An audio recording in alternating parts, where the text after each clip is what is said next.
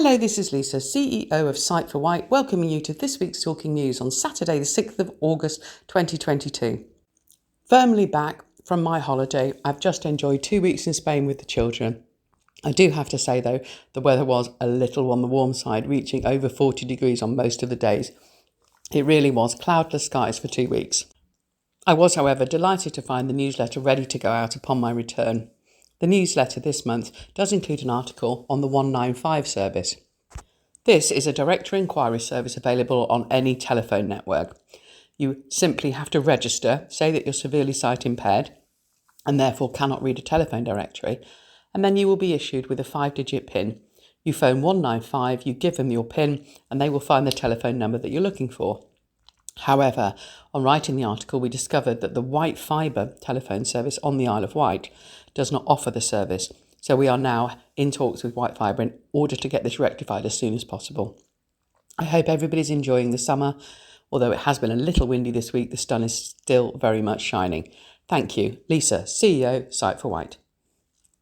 This is Brian reading an item from Isle of Wight Radio.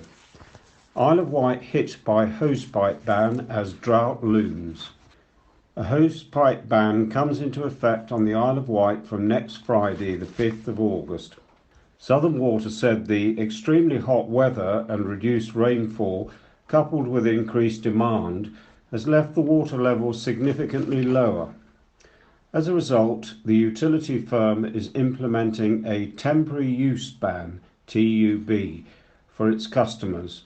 It means a hosepipe ban, as they're more commonly known, will be implemented from Friday, August the 5th, 2022. This will be the first time a TUB has been seen in the region since 2012. Dr. Alison Hoyle, Director of Risk and Compliance at Southern Water, said, "We haven't taken this decision lightly, and we know the temporary use ban will have an impact on our customers. We're working with the Environment Agency to ensure that we act responsibly to protect our environment. We're asking everyone in Hampshire and the Isle of Wight to do their bit by supporting these measures and only use the water that they need. We're experiencing one of the driest years on record for over a century, and we've seen record temperatures. River flows are approximately 25% lower than they should be for July, which is equivalent to losing more than 25 million bathtubs of water. We're asking our customers to help protect our rivers and the habitats that live there by cutting back their water use. We believe a temporary use ban is a responsible and vital step to reducing the amount of water being taken from the rivers Test and Itchen. Under the terms of this measure, using hosepipes to water gardens or clean cars will no longer be permitted, and ornamental ponds and swimming pools mustn't be filled. Full details of what a hosepipe ban means can be found on the Southern Water website, southernwater.co.uk/drought-restrictions. This is Chris reading an article from Isle of Wight Radio. New scam warnings issued for the Isle of Wight. Trading Standards has reported a couple of unusual Isle of Wight scams. Scam driving fine. Trading Standards says it has received reports of an automated phone call stating your car has been seen in a restricted area on a specific date and time, and you have received a fine. It then asks the receiver to press 9 to make a payment.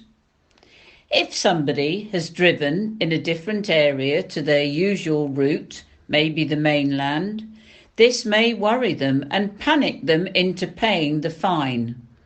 This is a scam. Hang up the phone. Fake government rebate. An island resident has reported a phone call that might be pertinent to a lot of people at the minute. For those in Council Tax Band E and above, there is not an automatic government rebate. Scammers appear to have picked up on this and will use it to their advantage, contacting residents of E-band properties and for a fee offering to reduce their banding and obtain a refund. They will then take your money and have your bank details.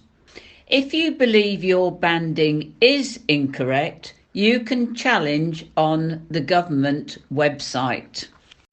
Arson Investigation launched after fire at derelict Ryde Hotel from the Island Echo, read by Lee.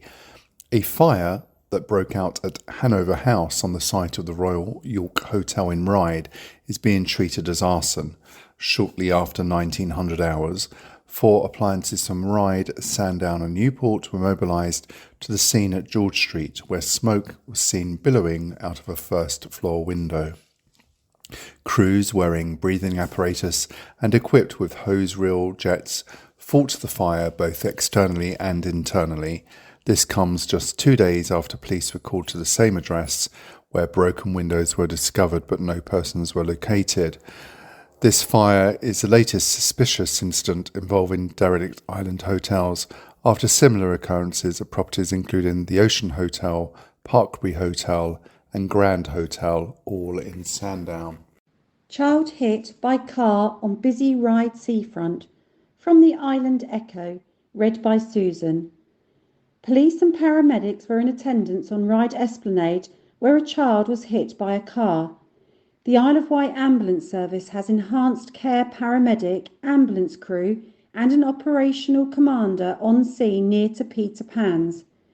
Medics were tending to a child, understood to be a young girl. Police closed the road in both directions between the Super Bowl roundabout and North Walk. Emergency services were alerted to the incident at around 1900. The area is especially busy with locals and tourists alike enjoying live music on Eastern Gardens. The young girl was conveyed to St Mary's Hospital for further treatment. It has been confirmed that the 10-year-old girl suffered a serious leg injury as a result of a collision with a Ford Galaxy. The girl's father says she is due to be discharged from the hospital shortly. This is Brian reading an item from Isle of Wight Radio. Britain's next Prime Minister to visit the Isle of Wight. Britain's next Prime Minister is to visit the Isle of Wight over the coming weekend. Tory leadership hopefuls Rishi Sunak and Liz Truss will be on the island to canvass support from local Conservative members. Ms Truss, who Isle of Wight MP Bob Seeley is backing to succeed Boris Johnson, is scheduled to be in Newport on Friday afternoon, while Mr Sunak is expected to be in Sandown on Saturday afternoon. Exact times of their visit are yet to be disclosed. Pollsters predict Liz Truss is leading the race to become the next Tory leader and PM. Speaking to Isle of Wight Radio last week, MP Bob Seeley revealed he was hoping to welcome the leadership hopefuls. He said, "They have been told in no uncertain terms that we have a big electorate, I think 800. I might slightly be exaggerating it to nearer 1,000 to tempt them both down. I think the candidate who doesn't come down is less likely to get that 800 plus votes. It's up to the membership on the island. They know where I stood. A lot of them supported Penny, but sadly that choice is no longer with us. I suspect that Liz will just pip it, but it's up to the members. But I want them both down to the island to hear from both about how they are going to support the Levelling Up project." This is Chris, reading an article from the Island Echo. Crash involving stolen vehicle leads to drug seizures in Newport. 2 men have been arrested on suspicion of stealing a car and possession of Class A drugs after a crash in Newport during the early hours of Monday morning. At approximately 10 minutes past midnight, police responded to a collision involving a blue van that had crashed into a parked car and ended up sideways across the carriageway close to the Winston Road junction on Whitepit Lane. Upon arrival, officers noticed a plastic bag being thrown over a fence, which was later seized and found to contain a number of pills. As a result, a 33-year-old man was arrested at the scene on suspicion of possession of Class A drugs. A second man, a 24-year-old, ran from the scene but was pursued by officers on foot and apprehended. He was found to also have a small bag of pills in his possession and was also arrested on suspicion of possession of Class A drugs. Hampshire Constabulary have confirmed that both men also have been arrested on suspicion of aggravated vehicle taking, with the 24-year-old also arrested under suspicion of driving whilst unfit through drugs. They both remain in custody at this time. Game changer. Snacks and ladders are moving home as Newport Art Shop hangs up brushes. From the Isle of Wight Radio, read by Lee. As one community business prepares to close its doors, another has revealed an exciting blueprint to take over the site. Forget Me Not, based on Upper St James's Street, has been a staple of the Isle of Wight's arts community for the past 37 years, having first opened its doors in 1985. In its place, visitors to Newport will soon be greeted by a revamped version of the popular Snacks and Ladders Cafe, currently based 3 doors along. Cafe owners Karen and Chris Longhurst exclusively shared their ambitious plans for the larger location with the Isle of Wight Radio, saying, "We are hoping to open our doors at the new premises by mid-October. We're doing it on a budget, so if people can offer to help us, we'll happily provide payment in kind. If they can help to offer paint walls when we reopen, we'll feed them. The community has helped us survive. During the first lockdown, we had a crowdfunder to keep us going, so we want to give something back. The current Forget Me Not site will represent an area around 3.5 times larger than the current Snacks and Ladders site, which Karen says will allow them to offer a range of new services. We're incorporating our bakery into the new shop, along with teacher game sessions, specific social nights, Dungeon and Dragon evenings, and the resumption of our toddler sessions. We plan to host art classes as a nod to history of the building as well. One of the most important aspects of the new building is it's fully accessible to everyone, with things such as a ramp and plenty of space to move about.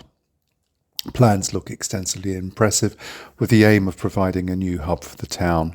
Part of the proposal includes hiring additional staff, a move Karen and Chris hope will buck a post-pandemic trend for downsizing.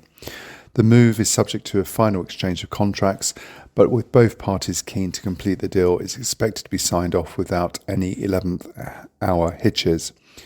We loved serving you. Purchased by Clara and Alex Curran in 2005, Forget Me Not has been run as a family business for nearly 2 decades. But the damaging effect of the pandemic, combined with a surge in cheap online materials and bulk selling national chain stores, has impacted the once thriving store. With this, the latest of the island's locally run art enterprises to shut up shop.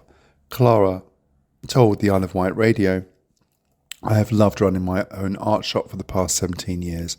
The island's rich community has supported us during that period. While part of me is sad to be leaving, I know Karen will be an incredible custodian here. I'm excited to see what she does.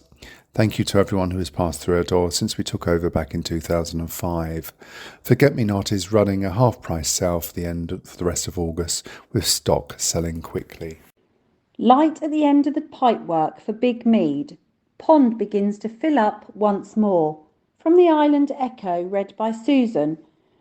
The problem with Shanklin Big Mead Pond looks set to be over after the permanent natural water supply was reinstated, and a date has now been set for the fish to be rehoused. The flow of water to the main pond was restored shortly after 10 a.m. on Tuesday, and over 7,000 litres of water is now slowly flowing back into the pond at the popular Shanklin Park, with the fish set to be transferred back in 2 months' time. As previously reported by Island Echo back in June, the pond was at risk of extinction after problems with its nearly 200-year-old pipework meant that water levels were dwindling, leaving the nearly 100 or so fish gasping for air. Later that week, the fish were moved to a holding tank in the adjacent coach house, whilst works to reinstate the water supply were undertaken up on Shanklin Down. DARES, Dial-A-Rod Engineering Services, had to send a camera through the line to see exactly how far along the issue was, with the help of local volunteers. Once the pipework had been repaired, diggers were brought in last week to clear out the pond ahead of it being refilled. Workers dug down and removed large mounds of dirt and mud, as well as trimming the surrounding bushes and hedges at the same time. A lot of the work on the site and the pipework were carried out by volunteers, including local councillor Adrian Whittaker, who oversaw the discovery of the broken pipes uphill. He has confirmed to Island Echo that the fish, which are still in the holding tank, will not be put back into the pond until the first Saturday in October, giving the pond time to regenerate and surrounding plants, flowers and shrubs to grow. Pond dye has been added to the water to reduce the spread of algae and aquatic weeds, a problem that plagued the pond before its closure in early June. This is Brian reading an article from the Island Echo. East Cowes' new community hub, the East Side Curve, to open in less than 2 weeks' time. A brand new community hub and library in East Cowes will be officially opened by the town's mayor next month. On Thursday, the 11th of August at 11 a.m, the Mayor of East Cowes, Tracy Reardon, will officially open the East Side Curve, located adjacent to the Town Hall on York Avenue. Back in July 2021, this ambitious project began with the demolition of the public toilets and the old flat-roofed extension to the Town Hall. The site has been transformed and now accommodates an iconic new building that includes a meeting room for 12 people, an accessible ground floor clerk's office, a large multi-purpose community space with kitchen facilities which houses East Cowes Community Library, an outside seating area and 3 fully accessible toilets, including 2 brand new free public toilets on Osborne Road. The Town Council is proud to have used local architects and contractors throughout the project. Whilst the Town Hall is already busy with groups from fitness classes to social and sporting clubs and activities, community cinema, parties and events, the addition of the new building provides scope for much more. It will be a great venue for members of the community to meet informally, share interests and hobbies, as well as being a source of information and signposting to other services for residents and visitors. Currently, the Town Hall closes at 1 p.m, but with the opening of the East Side Curve, hours will be extended to 9 a.m. to 5 p.m. Monday to Friday and 9 a.m. to 1 p.m. on Saturdays, enabling much more access for the community. All the spaces at the Town Hall are available for booking on evenings and weekends too.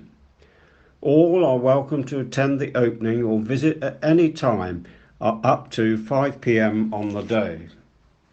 This is Chris reading an article from the Island Echo. Island woman who saved hundreds of wild birds forced to retire due to ill health. Local island resident Kay Unsworth, who runs Isle of Wight Bird Rehabilitation, commonly known as Mr. Wally, AWOL and Friends, is being forced to retire from her animal work as a result of illness. Kay, who has lived on the Isle of Wight all her life, formed a close working relationship with many island vets who helped aid the recovery of the birds in her care wherever possible.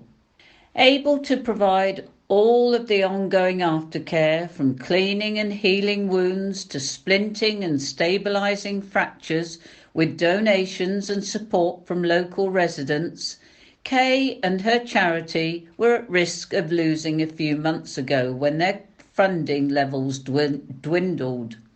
But donations came in after a plea was lodged on their Facebook page, allowing the centre to stay open for a few months more until the news came on Sunday that they would have to close. In a statement released on her Facebook page, Kay said, "It is with a heavy and very sad heart that I need to inform you that I will be closing permanently to wild bird rehab. I would urge anyone with standing orders to the bank to please cancel them. I still have over 200 birds here waiting to be healed, raised and released, and I will maintain my commitment to those who are residents for the rest of their natural lives, approximately 34 birds." She then added, "My health has been failing, and although I am waiting many tests and procedures, even if nothing major untoward is found, with many smaller health issues accumulating, continuing will be putting birds at risk of accidental harm, which I am not prepared to do. I will hopefully head more toward the education sector, keeping up all on the latest news and rehab laws and new developments. I may visit schools, do a little field work, help any vets and nurses or other animal sanctuaries who have asked previously for teaching support, and mentor those who may be capable of filling in the rehabilitation gaps. I'm here, folks. I'm not disappearing, just about in another capacity that hopefully won't lead me to an early grave. And last but not least, thank you for your trust, love and support over the years." Island businesses could have a tough second half of the year, warns industry professionals. From the Island Echo, read by Lee. Quarterly corporate insolvencies have hit a 13-year high, according to the R3 trade body for restructuring and insolvency professionals on the Isle of Wight. Figures for the second quarter of 2022, April to June, in England and Wales were almost double those of the first quarter of the year and the highest since quarter 3, 2009. R3's analysis of the latest statistics from the Insolvency Service showed that there were 5,629 seasonally adjusted corporate insolvencies in quarter 2, 2022, an increase of 12.7% compared to quarter 1, 2022's figure of 4,995 and of 81.3% compared to quarter 2, 2021. 3,105. It was the highest quarterly total since quarter 3, 2009, 5,749. There were 28,946 seasonally adjusted individual insolvencies in quarter 2, 2022, a decrease of 10.1% compared to quarter 1, 2022's figures of 32,197. It was an increase of 6.5% compared to quarter 2, 2021 of 27,179. Gary Lee, chair of R3's Southern and Thames Valley region, including the Isle of Wight, said, "The latest quarterly corporate insolvency figures lay bare the major impact inflation and the legacy of the COVID-19 pandemic is having on businesses. They show the highest levels of corporate insolvency on a quarterly basis in more than 10 years and a significant increase on the first 3 months of 2022. The steady rise in compulsory liquidations we've seen the start of the year also suggests that creditors are now making use of their power to issue winding up petitions to try and claw back monies they are owed. Gary, who is an Associate Director in the Recovery and Restructuring Services Department at Professional Services Group, Evelyn Partners Southampton office, added, "The current economic headwinds are only likely to get worse before they get better. Businesses on the Isle of Wight could have a tough second half of the year. For company directors and owners concerned about their prospects in the months ahead, now is the time to make sure they have a clear plan in place for the future." The quarterly fall in personal insolvencies was down to a reduction in bankruptcies, debt relief orders or DROs, and individual voluntary arrangements or IVAs.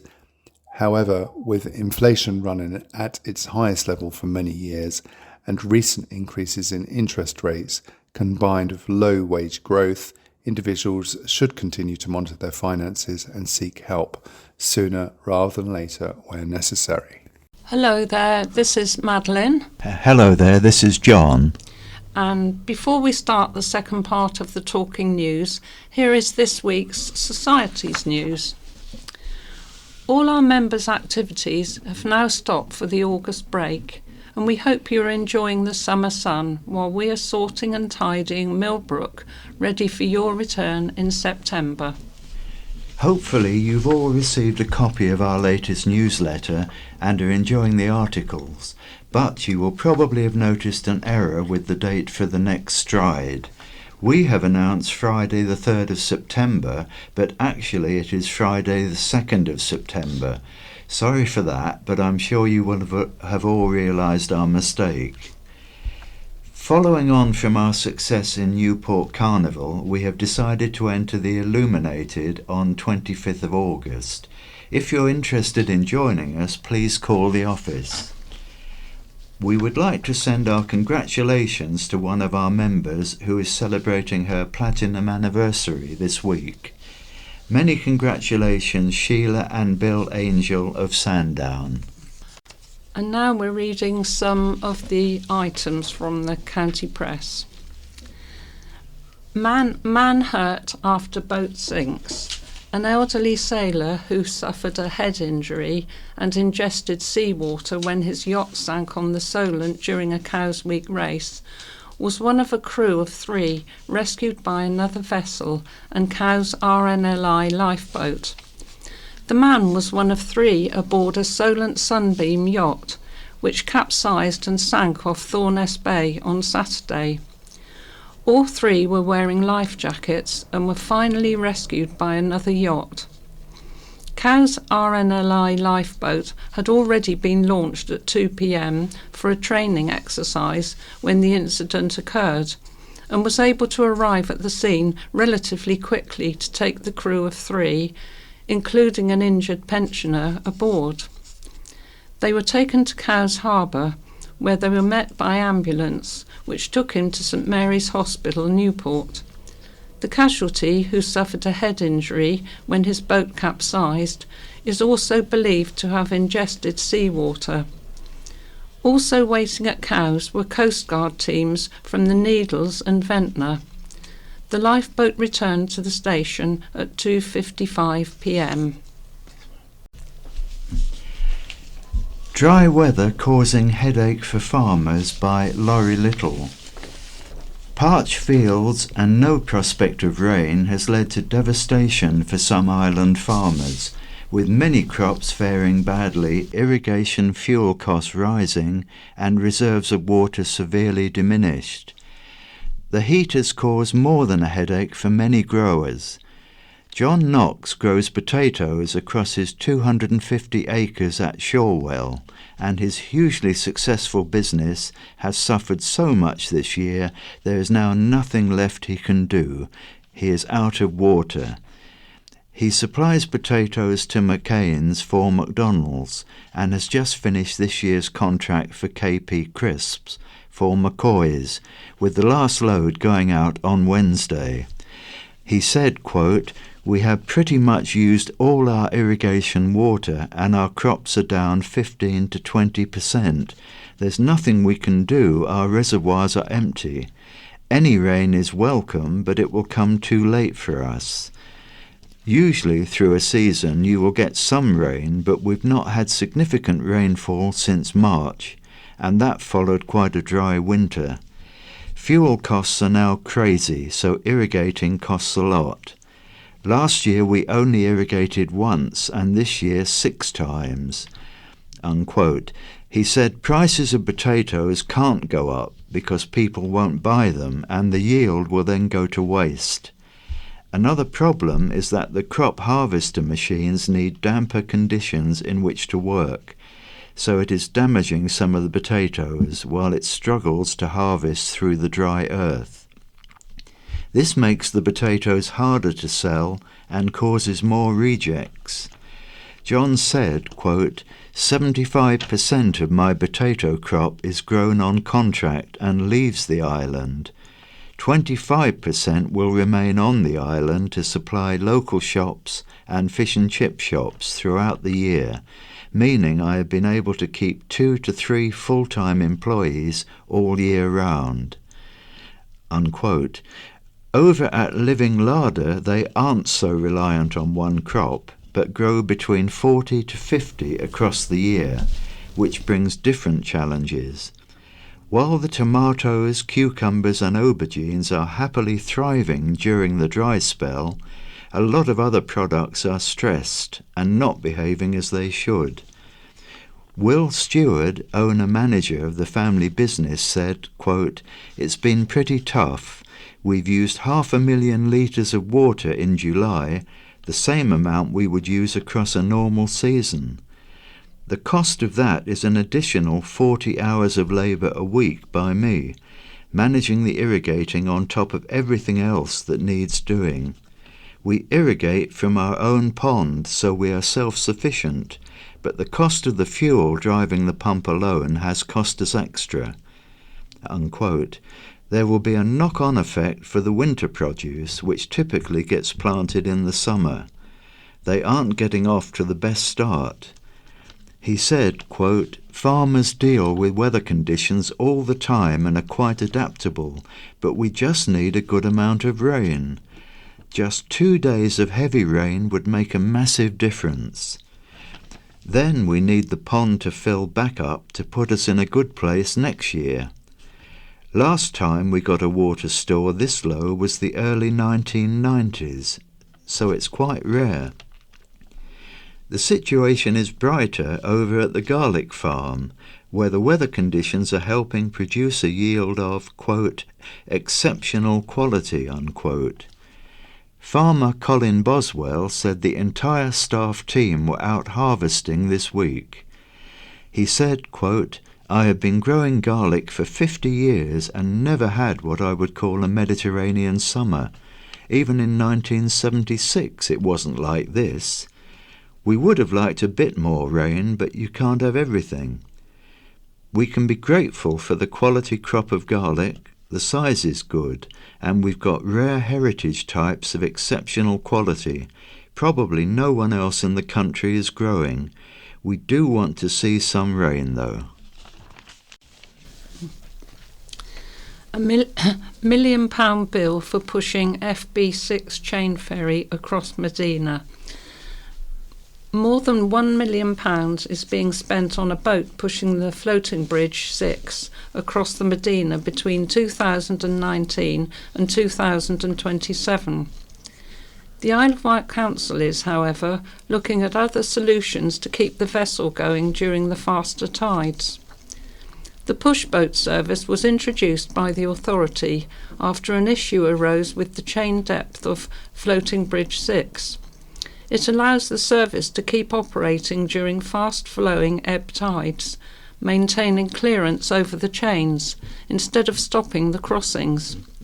Since 2019, there have been 2 contracts, both awarded to Cowes Harbour Commission, to use its barge, motor vessel Sea Clare. MV Sea Clare also operated without a contract but through negotiations between the parties in 2018, said at the time by the council to be a short-term measure. The first contract was between June the 30th, 2019 and April the 30th, 2020, costing the authority £138,365. The second is between August the 16th, 2020 and September the 30th, 2022 at a cost of £252,000. Now a third contract has been put out to tender by the council for the same service, with the closing date for applications of August the 17th. For a price tag of £658,160, the 3-year contract will keep the push boat in service between October the 1st, 2022 and September the 30th, 2025, to be used whenever it is needed. There is also the possibility of extending the contract, should the council wish, for a further 2 years until 2027, but increased in increments of 6 months. The contract is asking that those who apply have an adequate vessel without the need for any modifications to any part of FB6.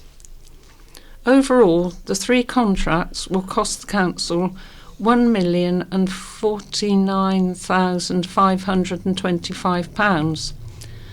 To make that money back, according to the prices on the council's floating bridge website, it would take £699,683 foot passenger return journeys, or 437,302 cars to use the Cowes to East Cowes crossing. The Isle of Wight Council said it was not possible to comment further on the matter while discussions were ongoing with the stakeholders involved in the operational delivery of the floating bridge service. Item entitled Lifeboat Busy During Cowes Week. The crew of a stamped day boat Stop. Stop. It's not the same one as I read, is it? Swamped. Yeah. Lifeboat busy during Cowes Week. The crew of a swamped day boat received assistance from Cowes RNLI lifeboat on Tuesday. Although the boat, a Flying 15, crewed by a man and a woman, was initially taken in tow by another boat, assistance was requested. The lifeboat launched just before 2 p.m. and took the couple to Trinity Landing. The sunken Flying 15 was due to be recovered on Wednesday. On Monday afternoon, the lifeboat came to the aid of a man who received a head and neck injury aboard a 10-metre racing yacht. The accident, involving the yacht's boom, occurred near East Leap Buoy. The casualty was treated on board and taken to Trinity Landing to be transferred to a waiting ambulance. Extension to Thornes Bay licence approved. It won't be Glastonbury, promises an Isle of Wight holiday park after its entertainment licence was extended, despite concerns over the potential racket created. The Isle of Wight Council has approved Parkdean Resort's application to increase the times it can show films, play music, serve late-night refreshments and sell alcohol at its Thornes Bay location. Not all of the request was granted, however, with concerns over the noise levels created at wrestling and boxing events, leading the committee to keep the times permitted for those activities to remain the same. Other conditions of the licence mean Thornes Bay will have to close its Horsebox bar at 10 p.m, supply a noise management plan and display contact details neighbours can call if they have an issue with noise. The new hours will only apply from the third week before Good Friday every year until the end of October, capitalising on the school holidays. Concerns have previously been raised by the neighbours about noise, nuisance and the adverse effects of 15 hours of racket every day. Representatives from Parkdean said there had been no noise complaints in the last 10 years. They added they were not looking to host swathes of people, nor Glastonbury-style entertainment, and would not want to annoy any guests or residents of Thornes Bay with continued noise nuisance. A grey and white cat called Lulu has gone missing. Her owner is appealing for help to find her. The article is headed "Exhaust Thief Could Have Ended Up with Lulu Too" by Laurie Little. A cat owner is appealing for information after the mysterious disappearance of her pet. At around the same time, someone was up to no good on the driveway. Someone stole the entire exhaust and catalytic converter from Catherine Cameron Martin's Toyota Prius in the early hours of Tuesday, July the 26th. At around the same time, Lulu was let out of the house and has not been seen since. Her owner suspects the curious cat jumped into the thief's car and was inadvertently taken away. She explained, quote, "I'm very anxious and worried as this is so out of character for her to go missing. She is always around, in the garden or in the house. It is too much of a coincidence that she disappeared the very time the theft of my car was happening." It was around 3 a.m. Tuesday morning. Lulu had been out and came back in. No sooner had she come in, she wanted out again. She was insistent. Looking back, I think she wanted me to go out with her, as she knew something was going on at the top of my drive. She is a curious little cat. Most cats are. What's that saying? Curiosity killed the cat. I sincerely hope and pray this has not happened, but it has gotten her into danger. I truly believe, and my gut feeling is telling me, she has gone to investigate further, seen the person getting to the exhaust and catalytic converter, seen the open door of their van or car and jumped in. Who knows how far away they've driven before they realise there is a cat in the car and just dumped her at the side of the road. Lulu went missing from Station Road, Ningwood. She's around 12 years old, gentle and quiet, and rarely meows. Catherine added, quote, "It breaks my heart not knowing where or how she is. Is she hurt, in pain, afraid, hungry, and feeling lost in strange surroundings? If anyone has information, contact Catherine on 07748 120 738. Anyone with information or has been affected by this type of crime should contact police on 101, quoting 4422 030 1559. Woman held after incident. Police are seeking witnesses after an incident involving a young child at an Isle of Wight visitor attraction. Hampshire Constabulary officers say a physical altercation between a woman and a young boy aged 3 took place in the restaurant of the Isle of Wight of the Wild Heart Animal Sanctuary in Sandown. The incident happened between 1:30 p.m. and 1:40 p.m. on Monday, July the 25th. All parties involved are known to one another. A spokesperson said, "We are keen to establish the full circumstances of what happened, and as part of the inquiries, a woman in her 60s was arrested. She has been released from custody but remains under investigation while further inquiries are conducted. We want to take accounts from people who witnessed this incident and ask anyone with information to contact us on 101, quoting 442202 99074. You can also submit information online here at www.hampshire.police.uk/TUA/telling-us-about/cor/tell-us-about existing case report. Alternatively, you can contact the independent charity Crime Stoppers anonymously on 0800 555 111 or via their anonymous online form at crimestoppers.uk.org. Road closure bill shock for carnival by Laurie Little. A carnival established since 1889 has been sent a, quote, last-minute and unexpected, unquote, bill to close the roads along the route. Ventnor Carnival was sent a £400 bill they weren't expecting after the Isle of Wight Council introduced new fees last February. There weren't any carnivals last year due to COVID, so this is the first time it has been implemented.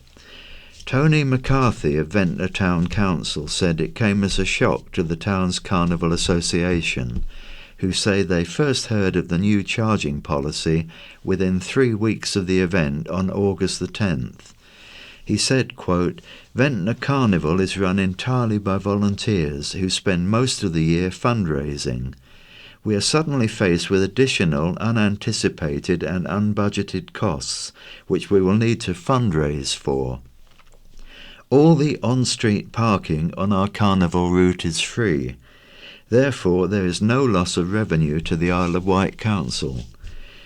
An Isle of Wight Council spokesperson said, it covers the cost of producing and placing suspension notices and cones.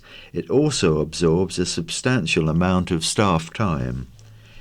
The cost of a parking suspension is £20 per space per day. The council's parking department wishes to support events, therefore making a nominal charge of £50 per street, irrespective of the number of bays. In previous years, the council have undertaken the parking suspensions free of charge for Ventnor Carnival, based on historic knowledge of the route. The council reached out to organisers to ensure they were aware of the costs. Ventnor Carnival has since made contact, and the authority has offered a number of options to either avoid or reduce the charges. The Isle of Wight is fortunate to have so many diverse and colourful parades, and we work hard to support as much as possible, but in a time of considerable budget pressures need to cover costs and not impact on providing essential services. Last Friday, Councillor Phil Jordan offered a solution to Ventnor Town Council, which has been accepted. The charge has been halved from £400 to £200 by putting both the main and illuminated processions on one piece of paperwork. Additionally, the fee has been deferred to 2023, giving more time to fundraise for it. Can you get involved in tour? It's only 6 weeks until the Tour of Britain hits the island, and now organisers are asking us to get involved in a big way. Visit Isle of Wight wants islanders to show off their home to the TV audience who will watch the cycling spectacular, much as French towns and villages do during the Tour de France. Visit Isle of Wight suggests reusing Union flag bunting from the Jubilee celebrations or dressing your property. They say, why not dig out that old bike, decorate it and make it stand out for the cameras? Visit Isle of Wight and the Isle of Wight Council also launched an island-wide land art competition.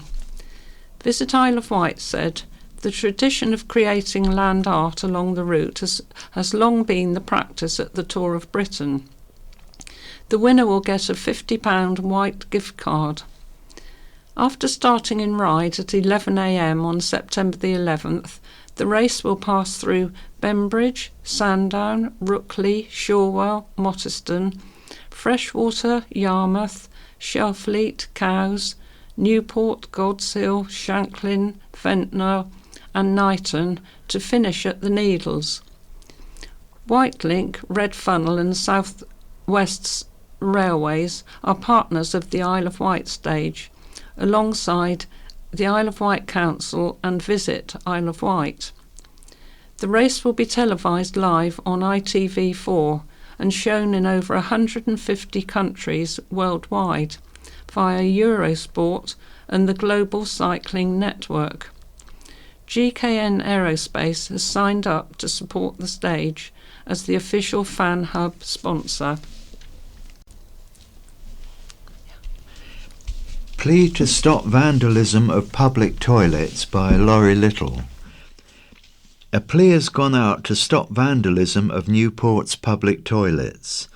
Newport and Carisbrooke Community Council, NCCC, have reported an increase in vandalism in the town's public toilets and say the damage has been so severe closures have had to be put in place to allow repairs to take place.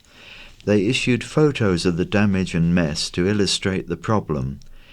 Toilets affected include the accessible toilets at Sea Close.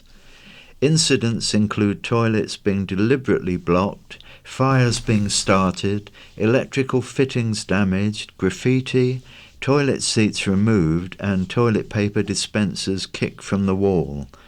Councillor Matthew Price, Chair of the Assets and Facilities Committee of NCCC, said, quote, "Again, the public toilets have been vandalised. We have tried our best to keep the public toilets open for as many hours as possible and at a great cost to local residents. It is so sad that a small minority think it is acceptable to vandalise the toilets." Newport and Carisbrooke Community Council took the toilets on after the Isle of Wight Council made the decision to close all the public toilets back in 2013. And NCCC has worked hard to move forward with projects to upgrade them. The vandalism we are currently seeing cannot continue, and we are pleading with the individuals to stop and think how unacceptable this behaviour is. Your community council will continue to do everything we can to keep the toilets open, but hope that residents and visitors can understand when the toilets need to be closed due to the damage sustained. Police have been informed of the incidents and are checking the facilities as part of their town patrols. Man battered his terminally ill father. A Newport man who battered his terminally ill father, punching him up to 10 times in the face, has been sentenced. Robert Burnett of Godric Road appeared before a judge at the Isle of Wight Crown Court last Tuesday. At a previous hearing, the 38-year-old admitted assault occasioning actual bodily harm and assault by beating in Newport on February the 5th. Prosecutor Shami Dougal told the court Burnett had been at his father and stepmother's home address on the day in question. She said all three had been drinking and playing on a games console until around 8 p.m. Burnett had been asked to leave before 9 p.m, but had fallen asleep on a sofa. When his father covered him with a blanket and gave him a kiss on the head, Burnett jumped up and pushed him.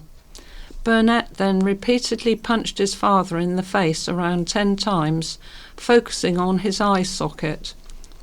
Back in April, Oscar Vincent, defending, said Burnett was single, unemployed and signed off sick from work. He said his parents had been his primary means of support and he had a variety of medical issues.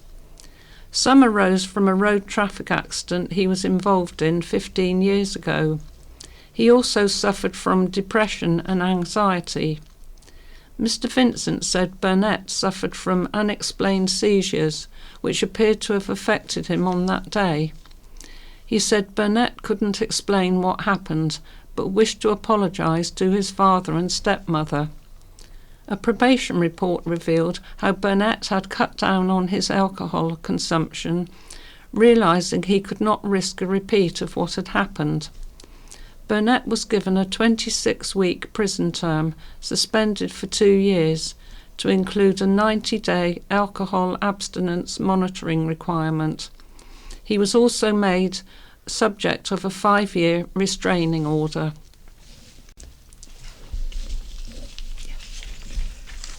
Double shout at Bainbridge. Both Bembridge RNLI's lifeboats were launched on Saturday evening. The RNLB Norman Harvey was called out at 5:15 p.m. to assist 2 female paddleboarders without life jackets who had been reported as having difficulty getting back to St Helens shore. The females were reported to be on board. After finding no one in the initial area, the crew carried out a shoreline search from the harbour entrance to Lane End. At 5:30 p.m. they spotted the 2 females walking along the beach near the Old Garland Club. After liaising with the local Coast Guard rescue team who were in attendance at Silver Beach, it was agreed that the lifeboat would transport the 2 women with their paddleboard back to St Helens Dover. Having successfully linked the pair up with their husbands, the Norman Harvey was returning to Lane End when it was retasked to locate and assist a small sailing dinghy, which had been reported as being in difficulty between Yaverland and Whitecliff Bay. En route, a Coast Guard request was made for the other Bembridge lifeboat, the Alfred Albert Williams, to be launched to assist at 6:15 p.m. However, having completed inshore searches without seeing anything of concern, the Norman Harvey was stood down at 7:55 p.m. The Alfred Albert Williams, meanwhile, continued with her search offshore. Having checked on a report of, quote, bubbles, unquote, off Culver without finding anything untoward, she was stood down at 8:40 p.m. Skater boy Will flies out for Disney on Ice Dream gig. Will Riley has wanted to skate for Disney since he was 8 years old. Now, aged 20, he is set to follow his dream and fly out to join the cast of Disney on Ice in the USA. When the Isle of Wight rink at Ryde closed, Will didn't give up on his dream and continued to travel to Gosport to skate. Next week he leaves for the USA to begin training for the Disney on Ice shows. Will skated competitively until going to university and represented the Isle of Wight and Great Britain at solo and synchro competition with teams such as White Crystals. His coach Terry Smith said, "Nothing is impossible." His dedication and resilience has continued along with many of his synchro friends and other Isle of Wight skaters. I'm very impressed with their positive attitude to continue and not let anything get in way of their dreams and ambition. He is following in the footsteps of other Isle of Wight-born skaters such as myself, Georgia Webb, Matthew Kershaw, Archie Bicknell and Keelan Scholes. Terry and Will thanked Whitelink for the ongoing support to him and other skaters over the past few years. Boots trial drones to bring medicines to Isle of Wight by Laurie Little. Boots has become the first community pharmacy in the UK to deliver prescription medicines by drone. The retailer shipped medicines from Thorney Island near Portsmouth to the island. It's said that using the technology sped up delivery times while being more environmentally friendly compared with traditional transportation to the island, which involves a ferry and a road vehicle. Boots said the first drone flew from the Army's Baker Barracks and arrived at St Mary's Hospital, Newport on July the 4th. The medicines were then collected and transported to Boots pharmacies across the island. Earlier this month, the NHS announced it intends to use drones to ship chemotherapy drugs to the island across the English Channel as part of a pilot scheme to cut transport time from 4 hours to 30 minutes.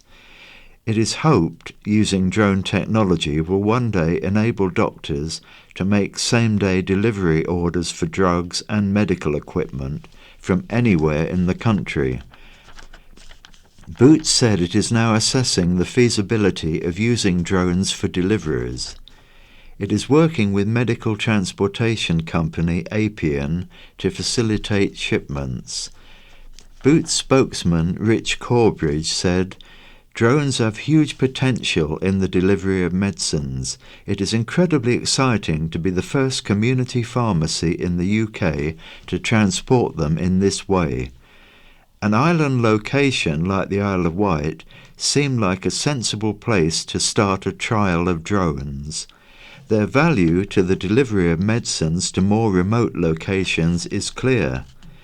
In this trial, we will look at how much time we can save, as well as how we can incorporate drones into our medicines supply chain to create economic efficiencies too. We want to prepare now for the wider use of this technology in the future." Max Coppin, Chief Operating Officer at Appian, said, "Not only can drones deliver medicine to hospitals faster and more reliably than ground transportation, we are particularly excited about our partnership with Boots, as it demonstrates drones can also help bring care closer to communities." Positive move for homeless family.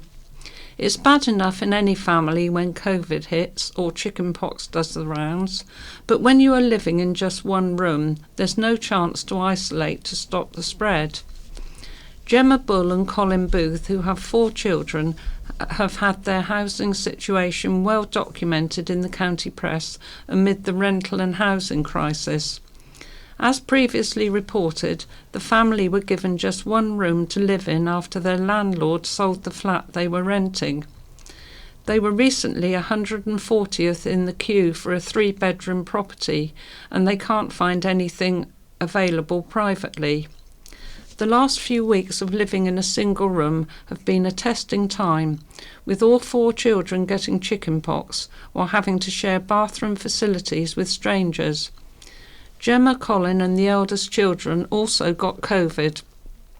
Colin, who works for the Isle of Wight Council, said, "There was nowhere to put the infected, nowhere for the poorly to rest in quiet. It was a health hazard. Everyone was having bad nights of sleep." Amid this nightmare, the family got the welcome news that a mobile home had become available in Gurnard. They moved that same day and now have 2 bedrooms, somewhere to put the children to bed at night and close the door. "It's a big relief," said Colin. "We've got our own toilet and shower. It's weird how good it feels." Within days of moving here, we could see the difference in the children. Of course, temporary mobile home living for a family of 6 is not ideal, and the family are hoping, after a couple of months, they find somewhere that feels more permanent. At the moment, it feels like a bit of a holiday for the kids, but there's always that worry we could lose this place. There's uncertainty hanging over us, and we do need to be closer to the kids' school in Ventnor. School is 14 miles away, so the weekly run is 280 miles. It means the fuel bill is sky high, and the family still have their furniture in storage at a cost of £280 per month, plus costs at the caravan park to provide temporary internet, laundry and utilities. Colin said, "I don't know what our future holds, but I know the housing situation is getting worse on the island." Wight Karting offers free kennel. An island karting venue has introduced a complimentary kennel service for your dog while you and the rest of your pack hit the track. Wight Karting at Westridge Ride offers the island's only all-weather outdoor floodlit track for carters aged 8 to 88. Now your 4-legged friends are welcome too, with the island's first complimentary kennel service, the Mutt Pit, offering a safe place for your pets to relax in the shade. The venue wanted to make sure nobody felt left out when visiting, says Wight karting director Kathy Fulks. She said, "We are putting our money where our sentiments are, in recognising the importance of businesses to be pet-friendly wherever possible, so nobody feels left out when they visit us, doggies included. Customers can leave the pet safely kennelled in plush, cool surroundings with water, close to their owners yet safe. Only when drivers are booking online can they get the opportunity to reserve their pet's free space. Wight karting can take up to 4 dogs at a time. Racing is available 7 days a week for the summer, and families and pets are welcome." Commonwealth Silver for Lucy. Newport-born lawn bowl star Lucy Beer sensationally won silver at the Commonwealth Games. Representing Guernsey, Lucy came up against Australia's Ellen Ryan in the gold medal women's singles final at Victoria Park, Royal Leamington Spa on Monday. On the way to the final, Lucy beat Ryan impressively in the group stages 21-11, but there was to be no repeat.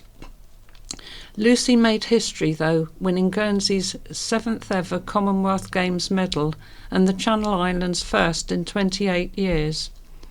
This was the 4th time Lucy had represented Guernsey at a Commonwealth Games, competing in 2010 in Delhi, 2014 in Glasgow and 2018 in the Gold Coast.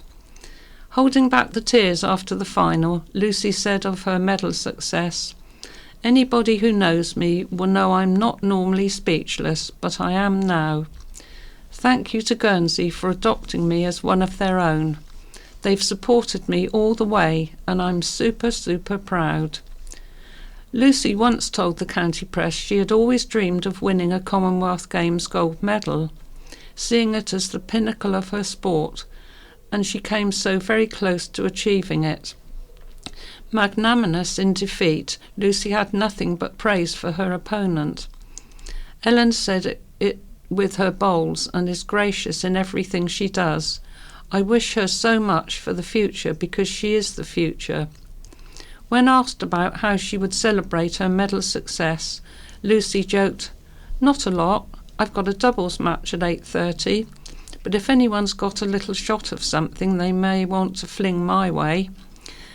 On the way to the gold medal match, Lucy enjoyed a 21-7 victory over Canada's Jordan Cos and beat Kenya's Eunice Mgobwa 21-16 to top Group C. After a nip and tuck last 8 encounter with Catalin Inch of New Zealand, she then defeated Malaysia's Siti Zalina Ahmad 21-15 to guarantee her at least a silver medal. In a tight final, Lucy, who has lived in Guernsey 15 years, led 16-12 in the latter stages and was full of confidence. But Ryan showed great character to pull it back and go on to win 21-17 after 24 high-quality ends. Lucy has been a world champion, winning the Indoor Bowls World Cup in Australia in 2018 and has won 4 European Championship gold medals in her career. The singles in Cyprus in 2009, followed by the pairs, mixed four and team in Guernsey in 2019. The 40-year-old former world champion and an England international who has represented Guernsey since she moved there, learned to play bowls with Newport, Shanklin and Cowes Medina bowling clubs. Lucy is also a former under-25 World Pairs Championship winner in 2018. Island discus sensation Nick Percy of Knighton got his bid for a medal off to a solid start by coming third in the Group A qualifying round in Birmingham on Tuesday afternoon to book his place in the final, which was held last night, Thursday. Popular peer-to-peer swim back after 3-year gap. After a 3-year hiatus, the Isle of Wight Marlins peer-to-peer swim challenge went ahead, attracting 124 swimmers from across the island and beyond to swim from Sandown Pier to Shanklin Sandown Rowing Club on Saturday. Most swimmers had registered for the 2020 swim, which was cancelled due to COVID, then scrubbed last year due to the weather. In glorious sunshine and a warm sea saw Alistair Bingham of Wickham post the swiftest time over the 2 kilometres. The fastest islander was Rob Johnson, who completed it in 36 minutes 3 seconds. Champion island-born triathlete Millie Williams was quickest islander in 39 minutes 10 seconds. HMS Seven moored at Cowes. HMS Seven, a Royal Navy offshore patrol vessel, is currently moored at Cowes as part of the Cowes Week celebrations. Her current role is a navigation training ship, but she still patrols around the UK, keeping an eye on any foreign ships which may venture into our waters. But drop down a couple of flights of stairs and there is a little part of the vessel common in ships of its size, a proper bar, but this one has an island connection. The bar was installed during lockdown by Green King, thanks to a crew member, Lieutenant Matt Crick, a former area manager on the island. Matt explained, "Among my pubs were the Fountain, the Folly Inn, the Hare and Hounds and the Ryde Castle. I joined the Navy as a reservist in 2014, as I was too old to be a regular. Then this opportunity came up to serve on the Severn, and I jumped at the chance. Most ships like this will have a bar on board, but it is more of a fridge behind a cupboard. I contacted Green King and asked if they could do something special for us, and they sent in a team during lockdown who built our own special place to relax. HMS Seven is captained by Commander Phil Harper and is on duty 320 days a year, with 45 days out of service due to maintenance. She patrols our borders on fishery protection duties, as well as shadowing any Russian Navy destroyers and patrol boats, and also protects our undersea cables and infrastructure, which supports the internet. The crew are divided into red, white and blue teams who work 6 weeks on and 3 weeks off. Crew member Darryl Craig is an engineer and technician and said, "My job can be pretty intensive, so many things can go wrong, and if they go wrong at the same time, it's pretty hectic. But if everything is running smoothly, then it's a question of keeping a close eye on things." The ship will be based in Cowes until Sunday and will be part of tomorrow's Queen's Platinum Jubilee celebrations, when all Solent yacht clubs are invited to Cowes to participate in a Royal Squadron motor past of vessels. HRH Princess Royal Princess Anne and Vice Admiral Sir Timothy Lawrence and selected VIPs and Commodores will review the moored fleets from on board 5 of the charity Wet Wheels boats. They will then board the HMS Seven for the motor past.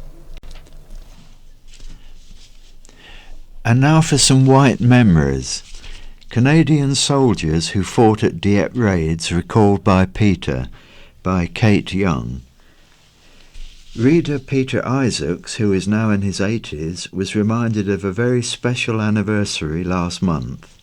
He was born in March 1941, and his earliest memory was of the Canadian Army at Norton and Savoy holiday camps in Yarmouth, which was later HMS Manatee. He said July the 1st, 1942 was a Wednesday, and it was also Canada Day. The Canadian troops based at the Norton and Savoy holiday camps held a party for the children of the West Wight, close to the sea wall at Norton on that day 80 years ago, or possibly a day or so earlier. It was my earliest memory, and I recall being pushed in a wooden crate along a steel roller conveyor line by a Canadian soldier. In the aftermath of the Dunkirk evacuation of the British Expeditionary Force in May 1940, the British started on the development of a substantial raiding force under the umbrella of Combined Operations Headquarters. This was accompanied by the development of techniques and equipment for amphibious warfare. The 4th and 6th Brigades of 2nd Canadian Infantry Division were selected to form the force that would carry out Operation Rutter, which was a forerunner to Operation Jubilee, a large-scale raid on the French port of Dieppe in the summer of 1942.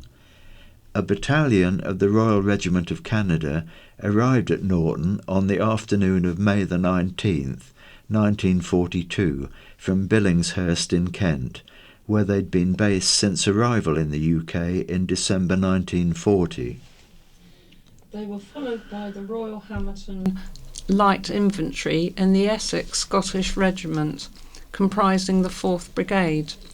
The 6th Brigade was based elsewhere on the island, including Little Canada Holiday Camp at Wootton, which is a PGL site today. Peter said he believes the reasons for basing the force on the island to carry out a period of intensive training were A. Security because of the isolation of the island and restricted movement of civilians, B. Beaches suitable for amphibious landing, training, and C. Chalk cliffs similar to Dieppe. Operation Rutter was set for July the 4th, and after their hard training completed, the troops boarded their amphibious assault ships. Converted Belgian cross-channel ferries, Princess Astrid and Princess Josephine Charlotte. Between July the 2nd and 4th, an invasion force of approximately 200 ships had assembled in the Solent, with many off Yarmouth, including the 2 amphibious assault ships. Bad weather ensued, and on July the 7th, 4 German FW-190s attacked the 2 assault ships anchored in Yarmouth Roads. Both ships were damaged, but fortunately only 4 soldiers of the Royal Regiment of Canada were wounded. All the troops were immediately transferred to other ships, but Operation Rutter cancelled on July the 8th because the favourable tides and moon phase had passed. The Canadian troops did not return to the island and were relocated to bases in southern England. Operation Jubilee was launched on August the 19th, 1942. The 2nd Canadian Division suffered grievous casualties, with 907 killed, 2,460 wounded, and 1,946 captured. Peter said, "A disaster? Yes, but the operation was launched to test the feasibility of landing a large force on the French shore, a necessary prelude to Operation Overlord on June the 6th, 1944.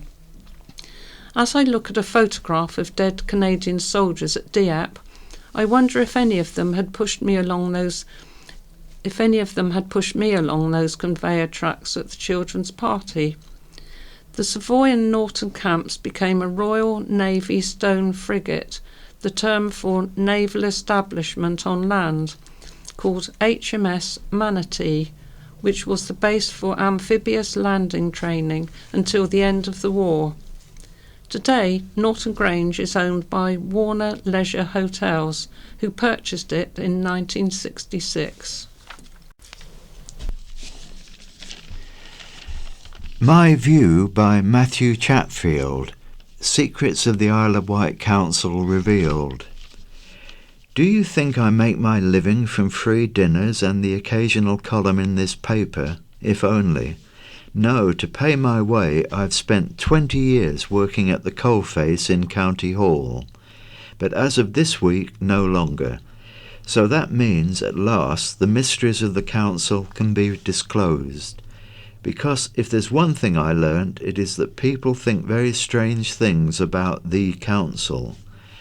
They manage to simultaneously hold in their minds the ideas that council staff are so incompetent that they couldn't be trusted to open an umbrella, and also that they can organise the most elaborate and cruel conspiracies to punish the people of the island.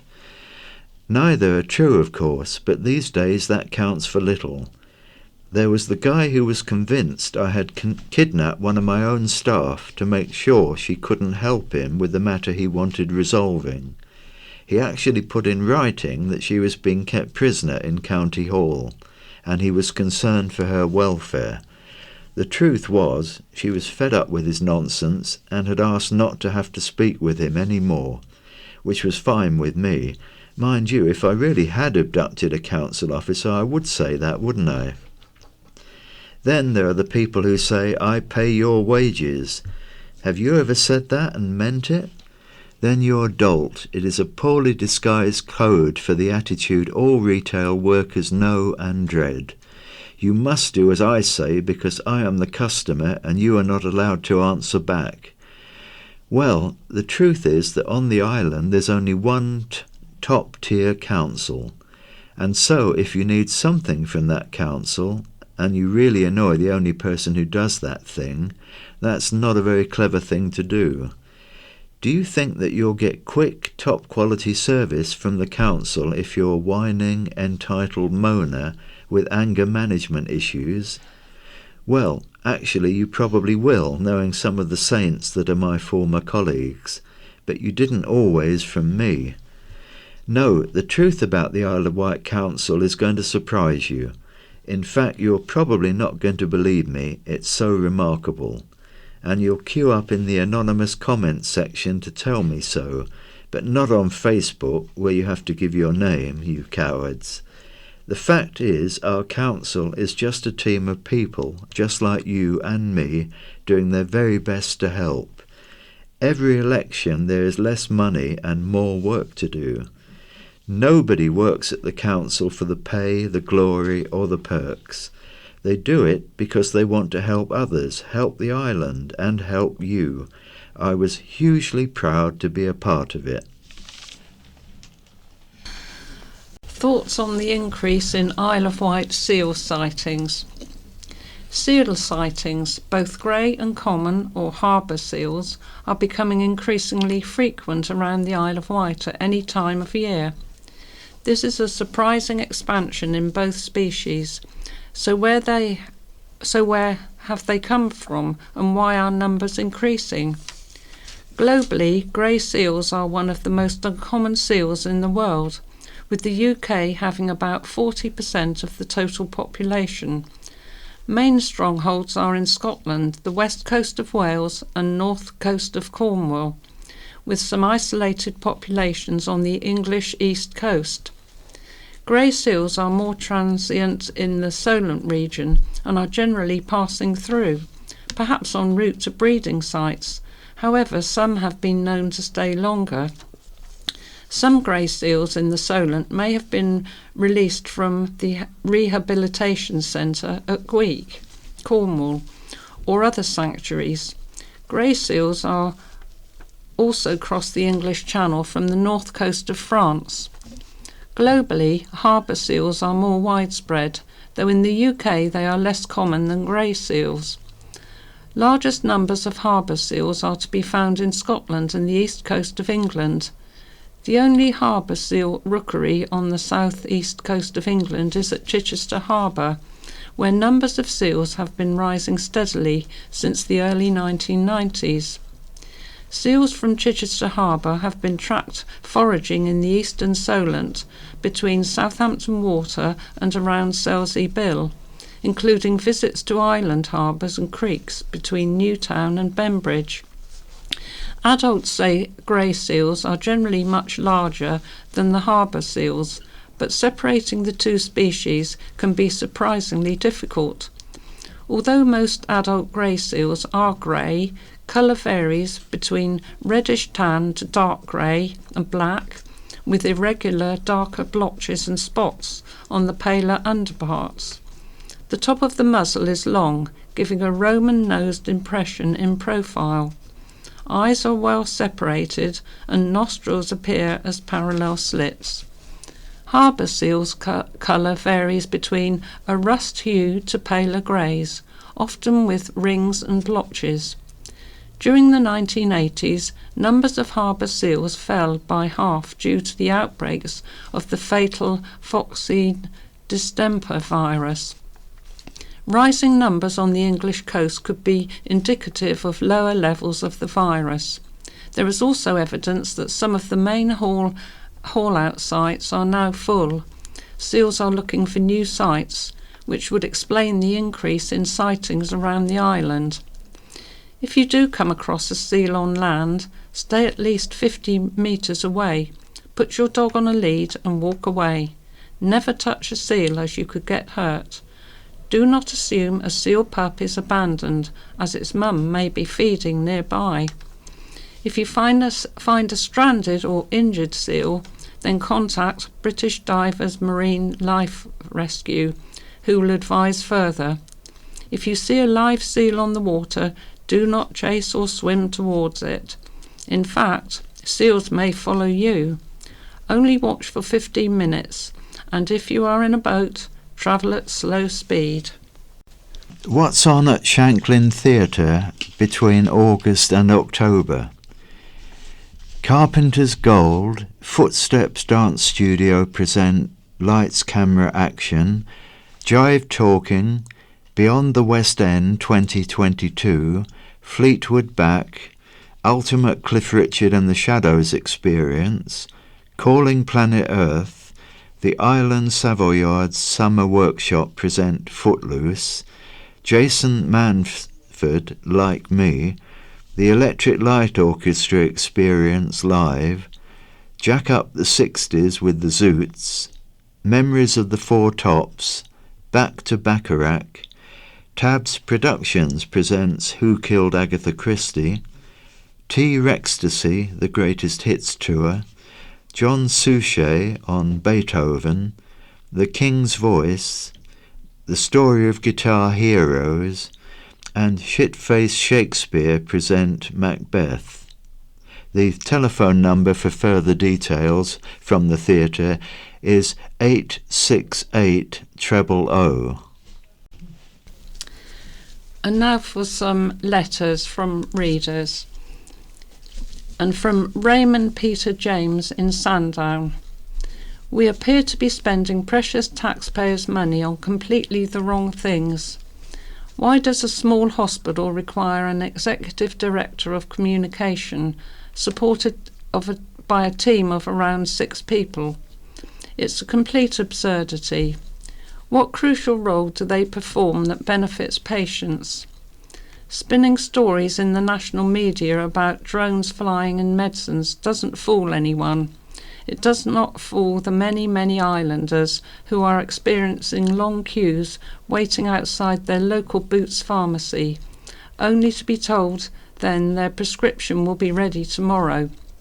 We do not need a whole new PR industry as part of our NHS, whose raison d'etre is peddling vanity project stories in the national media, designed to pull a veil and smokescreen over services that are clearly failing many islanders. A drone with the capacity to carry a couple of packets of paracetamol is going to be inconsequential given the scale of the fundamentals that need addressing. So let's dispense with the NHS spin merchants and use that money more productively instead. The Law's an Ass from R.B. Hansford of Gurnard. Dear Editor, in response to the letter headed Police are Too Woke, Island Soapbox, July 15th, it's not the police service that needs to be transformed, it's the judges and lawyers whose actions have completely demoralised the whole police service. Law enforcement has become a farce, and the government needs to take drastic action to overhaul British justice. They could start by sacking a few incompetent judges. I read the other day that a judge had fined Eric Clapton, a multi-millionaire, £146 for speeding and ordered him to pay a £34 victim surcharge with £90 costs.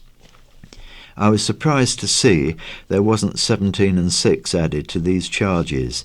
They are at least 100 years out of date. It's the job of the police to catch and charge lawbreakers. It's the job of a judge to administer justice to those found guilty. In doing so, he or she should send out a clear message that crime doesn't pay. They've failed. Lawyers should be reminded that it's their job to help to uphold the law, for which they are very well paid. Every time a loophole lawyer overturns a guilty verdict and gets his client off, he makes a mockery of the law. Respect for the law is gone for law abiders and breakers alike.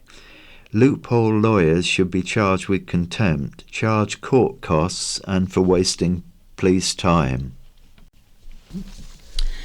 Proposed solar farm with Russian links from Patrick Donovan of Yarmouth. A green energy company, Low Carbon Limited, has launched a consultative process amongst Yarmouth area residents about its plans to build a solar farm across nearly 100 acres of land east of Wilmington Lane and south of Thorley, part of West Wight's area of outstanding natural beauty. A public meeting has been scheduled in Yarmouth on August the 9th. Promotional documents circulated to residents in the area promise associated benefits such as new wildlife habitats, beehives, and site tours for local schools. What the company hasn't addressed, however, is the current status of its relationship with Vital, the world's biggest energy trader. This multinational business has been berated in the press recently for continuing to supply crude oil to Russia despite widely imposed sanctions and hostile world opinion. Zelensky calls on trader Vital to stop shipping Russian blood oil. That was in The Guardian on July the 6th. Beyond the issue of sanctions, any association with Vital, which describes itself as the world leader in crude oil trading, seems to throw doubt too on Low Carbon's self-professed green credentials. Yet Low Carbon, according to its own website, formed a renewables investment fund for projects such as solar farms in partnership with Vital in 2018. In return, Vital pumped in an initial $200 million. With the Ukrainian flag flying above Yarmouth, it would seem insupportable that this solar farm should be built with any involvement of Vital. Low Carbon's lack of transparency has proved its downfall too in other similar planning applications. In June this year, Uttlesford District Council in Essex rejected a low-carbon solar farm plan for a second time because of lack of detail. Of course, any right-minded person supports green and sustainable power and the high-skilled jobs it creates. But we surely need the most thorough public investigation of Low Carbon and its senior management, and to ensure that there is no taint from recycled Russian oil trading money should its West Wight planning application be allowed to proceed. Calling ex-ATS from Felicity Joan Midland of Freshwater. I wonder how many ex-ATS, Auxiliary Territorial Service, are still around on the island. The Queen and I must be among the last of the ex-service women left who served during the Second World War with the ATS, now the Women's Royal Army Corps. I am now in my 100th year, so a few years older than the Queen. I served with the REME, Royal Electrical and Mechanical Engineers, at Arborfield as a projectionist, showing training films on all-track and heavy-wheeled vehicles, and in the latter stages of the war on waterproofing every kind of vehicle. When conversation flagged at any gathering, it was very useful to describe how to get a Churchill tank out of a shell hole with a Leyland recovery vehicle. My memories of these wartime years are still very clear. Is there anyone else on the island I can share them with? And that's all we have time for today, so it's goodbye from Madeline.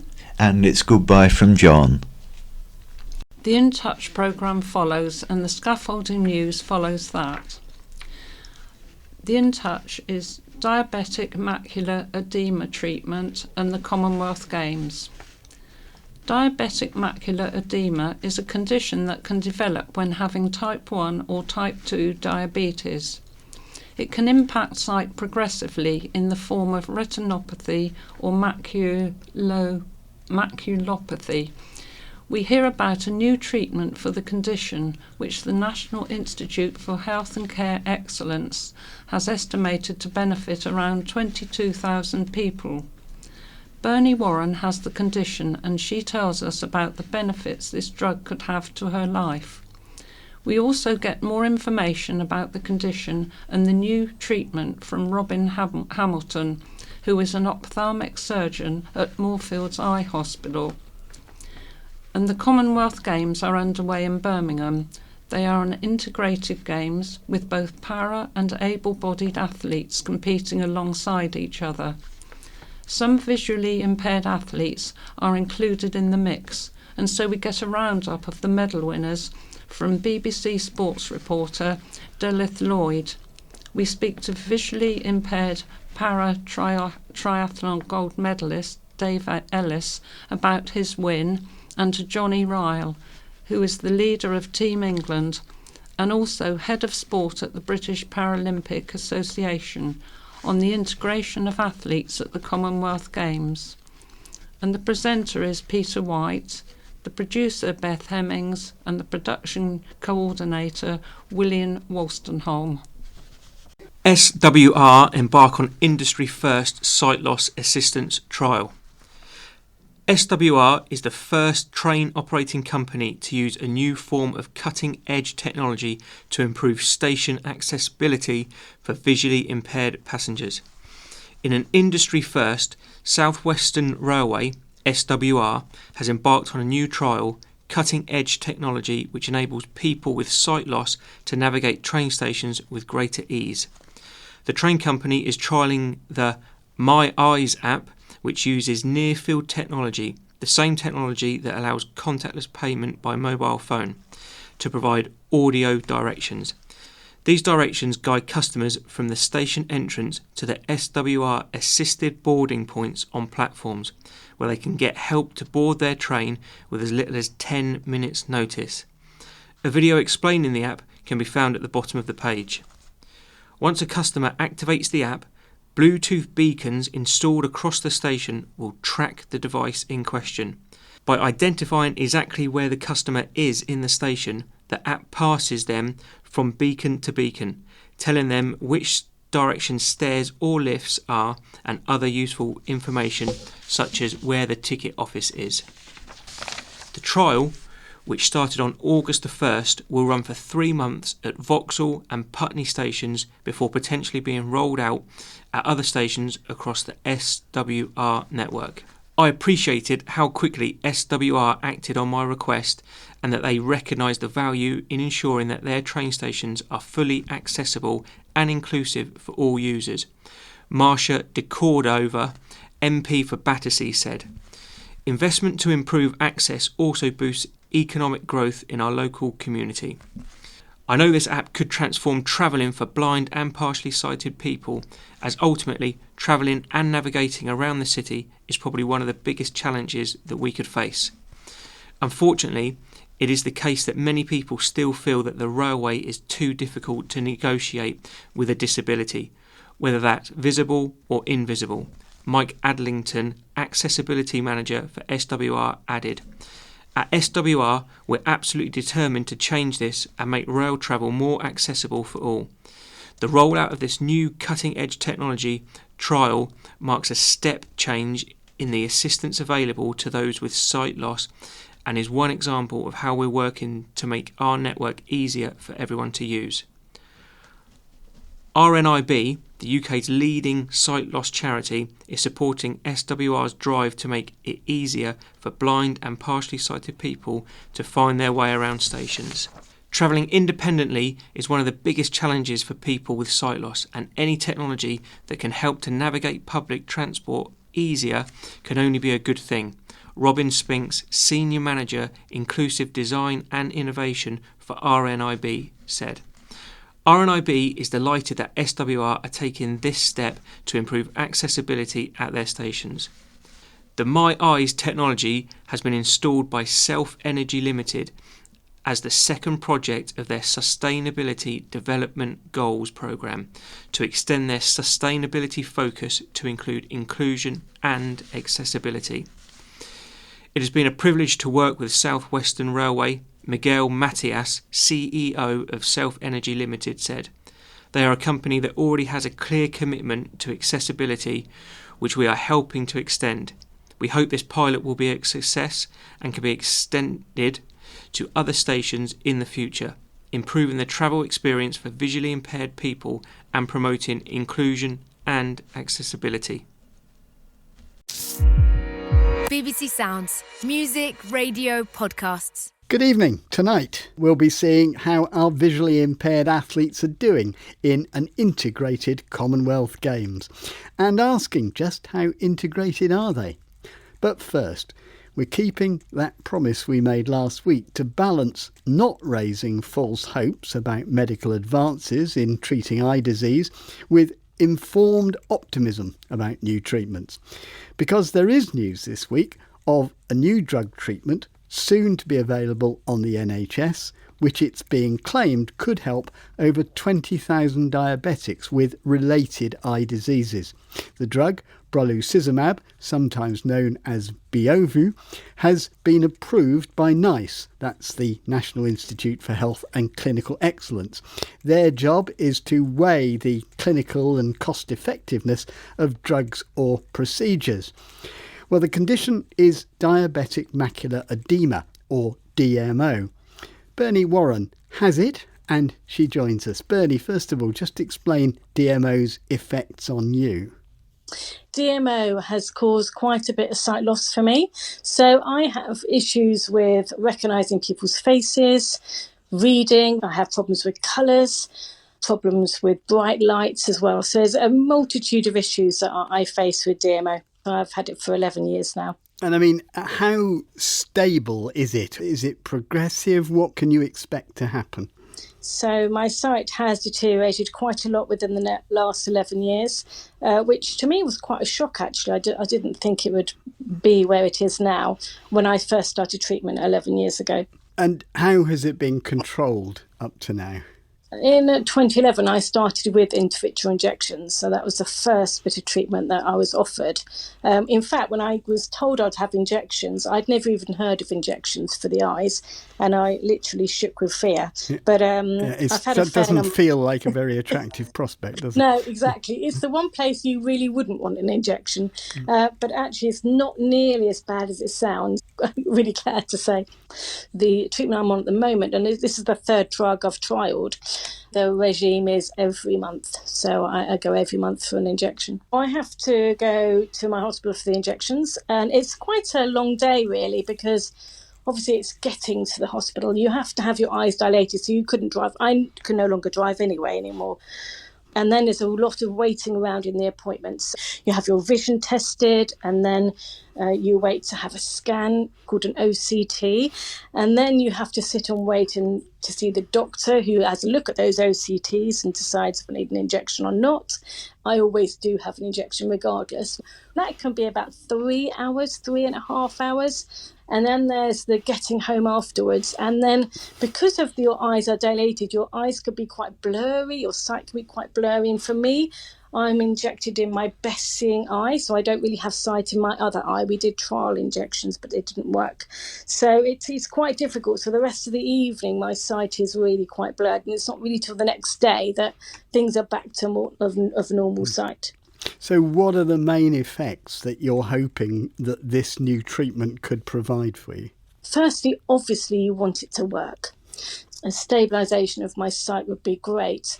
But the other really good thing about this particular drug is that there's a hope that you'll be able to elongate the time between injections. And there is real hope that the drugs that are coming through now, you won't have to attend every 4 weeks. It could be 6 weeks or it could be 8 weeks. One of the things which happens quite often in this whole area of visual impairment is that we hear about new drugs and we hear lots of promises, and I'm just wondering how you cope with this and how you deal with the news that there's now yet another new treatment. I think it brings real hope. I mean, bearing in mind when I was first diagnosed, I was on a drug called Avastin, and that wasn't even recommended to be used within the eye. But now there are these drugs that are coming forward that actually are definitely recommended for their use in the eye. Treatments are incredibly important. In fact, as a patient, I think it's the one thing I grab onto, a treatment that is going to possibly help me or help others. I know people in their 30s with this condition. It's great to hear that there is research on the condition you have. And as a patient, that means an awful lot, that time and money is being spent. That makes me feel as a patient that they're actually investing time and effort into my life, really. Bernie Warren, thank you very much indeed. Well, I've also been talking to Robin Hamilton, ophthalmic surgeon at Moorfields Eye Hospital. He's been telling me more about DMO and its causes. So if you're diabetic, either a type 1 or type 2 diabetic, then you are at risk of changes in the back of the eye. Primarily that is either retinopathy or maculopathy. So maculopathy is diabetic macular edema. And essentially this is swelling on the macula. The macula is the central bit of the retina that we read with. And if you get swelling on the central bit of the retina, then this will reduce your visual acuity and affect your activities of daily living. Now, is this a totally new drug, or is it more the fact that it's now considered cost effective enough to be prescribed on the NHS? It's a drug that's been available for the treatment of macular degeneration for over a year now. So it has been in the marketplace and approved by NICE for that disease. But recent studies have shown the benefit and the cost effectivity for treatment for diabetic macular edema, and now it is due to be, or it has now been approved just recently by NICE for the treatment of diabetic macular edema. Now, there have been some quite big claims. I mean, I've seen the figure that this will help over 20,000 people. That is a big claim. Can it be justified? It can. The numbers of diabetics in the UK increases. Latest data would suggest that over 4.5, nearly 5 million patients have diabetes.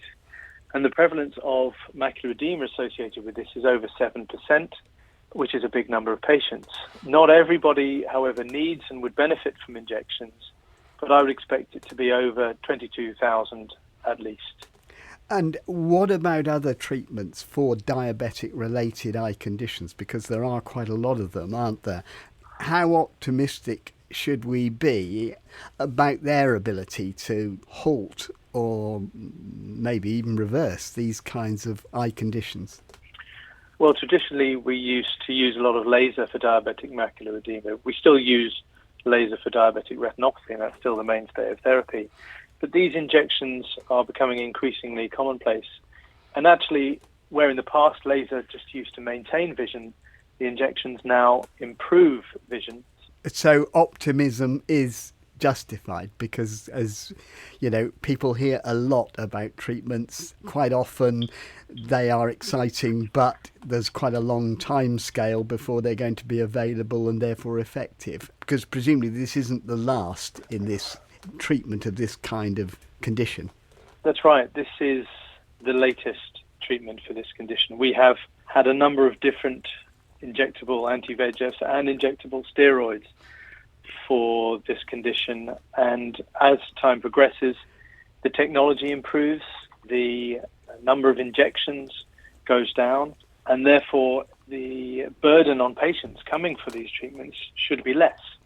And I see with time that the number of injections that are required in 2, 3, 5 years' time will significantly be less, and therefore our patients will benefit certainly in the long run for improved technologies. Robin Hamilton, thank you very much indeed. Well, we've had plenty of successes for our home athletes in the pool, on their bikes, but the first gold medal winner I spoke to performed on both and still had the energy for a sprint on foot to the finishing line. Para-triathlon winner Dave Ellis told me what it felt like to win in an integrated championship cheered on by a huge crowd. Oh yeah, it was unbelievable. Obviously, parasport's a little bit different, not maybe used to that kind of crowd. Yeah, head out on the bike after the swim leg and get that sort of crowd all the way through the bike course and then also on the grandstand was unbelievable. Any idea how many were there? I couldn't really tell, but it sounded very loud. A lot of people. Right. One of the things you have to do is you have staggered starts, don't you, which reflect the degree of sight that people have got. Can you just explain about that? Yeah, that's so obviously visually impaired racing and blind athletes head-to-head would be a little bit unfair. So they came up with a stagger to set the blind athletes off first. 2 minutes 47 later, we set off and try and chase them down. It changes like every couple of years. I think maybe just kind of based on results. But yeah, it's very difficult to actually say what is fair and what isn't fair, I guess. Well, congratulations. Let me bring in Johnny Ryle, who's team leader of Team England. I mean, you must be pretty happy with your team's performance, especially in the triathlon, winning not only the men's but the women's event as well. Oh, honestly, I think we're, as a team, on cloud nine this morning, really. As you say, we won the men and the women's visually impaired race before going on to win the relay in the afternoon. So an amazing atmosphere in camp and an amazing end to a home games. And just tell us a little bit about Katie Crowhurst. So she's only 18, isn't she? Yeah, absolutely. Katie is somebody who I first heard about just over a year ago. Katie was a world-class programme swimmer, but who'd expressed an interest in wanting to do triathlon. And, you know, she's a performer. And with Katie, guided by Jess Fulliger, who in her own right is a fantastic athlete, they just raised their game yesterday. You know, unfortunately on the day, Alison Peasgood, who was their main challenger from Scotland, who obviously then is part of the same British programme, had a crash, and obviously our thoughts go out to Alison and Hazel today, but Katie and Jess were at the front of the field, and fantastic. How tough is the para-triathlon? You know, I think from a physical challenge, it's triathlon, so it has all of the same physical challenges that you would see in an Olympic distance race. Obviously with the visually impaired category, you've got that added complexity that you've got to get two people on a start line, fit, healthy. You know, you go through a race and there's twice as many things that ultimately can go wrong. So when we have a day like yesterday and everything just seems to go flawlessly, you know, that will happen once potentially in a generation when we travel as a team like that. That feeling we had yesterday is something that you've just got to hold on to because it doesn't come around very often. In terms of physical challenges, you know, it's right up there with what you would see from an Olympic team. It just has a few added complexities. What's your own view about the integrated events? We talked to Dave about the excitement of getting the crowd, but I suppose one disadvantage, because you work for the British Paralympic Association as well, is that not as many disabled people can compete as would in the Paralympics, you know, because of the number of categories which have to be fitted in. Is that a bit of a problem? No, I wouldn't say a problem. I think you've summed up the challenge really well. The experience that as a team we've gone through over the past few weeks preparing into this event, home games, Commonwealth Games, where we've been able to have our visually impaired athletes, our Olympic athletes, you know, established names, relaxing together, playing FIFA together, eating together. Like the atmosphere that we've had in camp has been a one which is unique, I think, to a Commonwealth Games, unique to a home Commonwealth Games. And I think there's something really special about what the Commonwealth Games can offer to teams in the moment. But you're absolutely right. I, as a person who works for the British Paralympic Association and has worked proudly with the British para-triathlon team over the last decade, you know, you recognise the stance that a Paralympic Games has to put disabled athletes absolutely up front and centre within a para-triathlon programme. There was 5 categories who couldn't compete at this Games, you know, so hopefully they would have all been at home watching and cheering. But I think the Commonwealth Games is unique, and I think you've got to enjoy that uniqueness, but at the same time not underestimate the power that a Paralympic Games has on disabled athletes to give them that kind of that platform and that moment really for the whole sport. And ultimately, all we try and strive for is that we can keep demonstrating just what sensational sports people, Paralympic athletes are, para-triathletes are, and hope that we can continue to get more of that profile so that they get an opportunity that you would see in many Olympic athletes, whether that's in prize money, whether that's in sponsorship. It's come a long way, but there's definitely a long way that we can still push things. And just one thing based on that, could you see ever the Paralympics becoming fully integrated with the Olympics in the way that the Commonwealth Games is at the moment, but with the kind of reservations that you've expressed about it? I think on a personal level, no, I can't really, actually. I think there is something so special about a Paralympic Games that in my mind it needs to be protected. I think the opportunity you've got to just put 2 weeks aside to show the world what unbelievable things that disabled athletes can do. You know, we talk a lot about inspiration, but actually you just need to see what amazing sports people they are. To integrate that into an Olympic programme, I think would dilute that opportunity to highlight that. Just quickly go back to Dave Ellis. As an athlete, what do you think about that? I'm just wondering whether an integrated event is in some ways more than the Paralympics, or you think that the Paralympics has to exist as it stands at the moment without necessarily integrating into the Olympics? The Paralympics is just massive. I know from, my girlfriend went to the Paralympics very young, and it was almost a feeling of acceptance that it was the elite para-athletes all coming together, and she saw people with different disabilities all there just coming together. It made her feel a lot happier and having a disability. Dave Ellis and England team leader Johnny Ryle. Plenty of other successes for home country competitors over the last few days. BBC Sports reporter Delith Lloyd has been rounding them up for us, staying with the women's triathlon and a medal for a family that seemed to have hedged its bets. Yes, not just any family connection. The McComb twins, Chloe and Judith, only took up the sport a couple of years ago, and already Chloe has a Commonwealth Games medal for her efforts. Along with her guide, Catherine Sands, she finished just over 4 minutes behind the winner, Katie Crowhurst, to take home silver for Northern Ireland. Her sister Judith missed out on a medal, finishing fourth, but Chloe says she might share hers. Wales's first gold of Birmingham 2022 was secured by visually impaired cyclist James Ball, along with his pilot Matt Rotherham. He won the men's tandem B sprint on day 3. That's his second medal of the Games after taking silver in the 1,000 metre time trial. In the women's race, Paralympic champion Aileen McGlynn took bronze for Scotland with her pilot Ellie Stone. There was heartbreak for England's Sophie Unwin. Despite finishing third in the tandem B sprint on Friday, they were denied a bronze because despite 5 teams entering the race, only 4 started, which means under Games rules, only gold and silver medals were awarded. But just 48 hours later, along with her pilot Georgia Hall, Sophie took silver in the tandem B time trial at the Lee Valley Velo Park. Birmingham 2022 is the first time that visually impaired classifications were featured in the para swimming programme at the Games.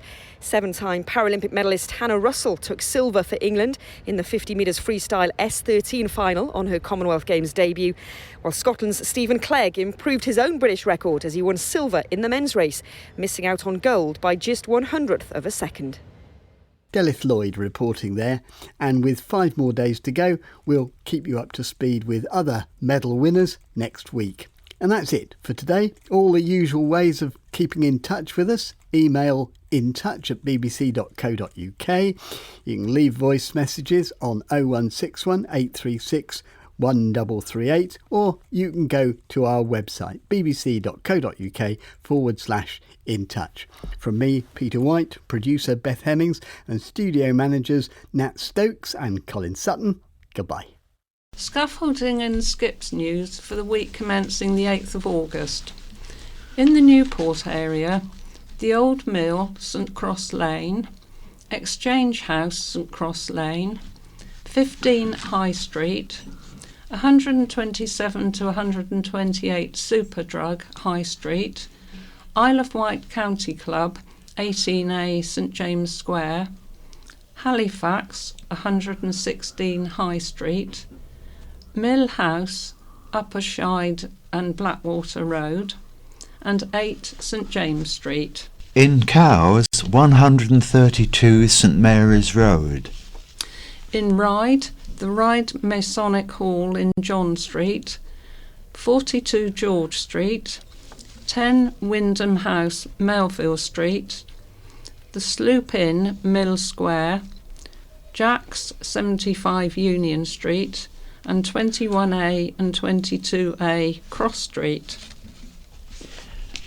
In Ryde Skips, the Cottage, Upper Green Road, St Helens. In Seaview, Warren Boats, Blewett Avenue, and 4A Ship House, Pier Road. In Seaview Skips, outside the Buccaneers in Fairy Road. And finally, in Ventnor, Ventnor Sea Wall, Belgrave Road, and 12 Castle Cliff, Castle Road.